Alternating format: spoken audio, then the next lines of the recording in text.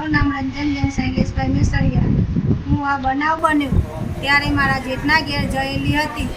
ચિત્ર મોહબરતા હું ઘરે આવી ત્યાં તો મારા પતિને લોહી લવણ કરી નાખ્યા હતા। તો એ લોકોને જો તમે કીધું આ હું કરી નાખ્યું કે જા પતો પૂરો જ કરી દેવાનો હોય, રસ્તામાં આવે તો તારી છોકરીઓને પૂરી કરવાની, કોઈને બાકી મૂકવાનો નથી અને તારા કુટુંબ બધાને મારે મારપીટ કરવાની છે અને સરકારને મારી નમ્ર વિનંતી છે કે અમને કોઈ રક્ષણ આપો। મારું નામ મિસેસ શૈલેષ કુમાર કાંતિલાલ છે। હું ધનસુરા તાલુકાના આમોદા ગામનો વતની છું। હું મારા ઘરે સૂતું હતું તે જ અરસામાં મારા ગામના લેઉવા ચિરાગ કુમાર કાંતિલાલ અને લેઉવા ઋષિ કુમાર રૂબનભાઈ બંને યુવાનો મારા ઘરમાં ઘૂસી ગઈ મને જોર માર મારેલ છે।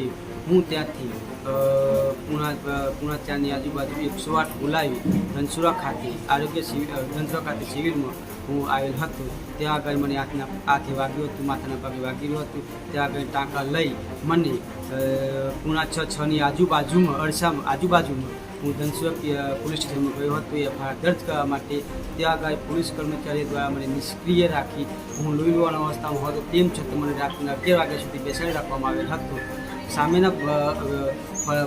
સામેના પક્ષવાળા માથાભારે તત્વો હોવાથી મારા ઘર ઉપર હજુ પણ મને શંકાથી મારા ઘર ઉપર હુમલો થાય એવી આ શંકા લાગે છે અને એ માથાભારે તત્વો છે।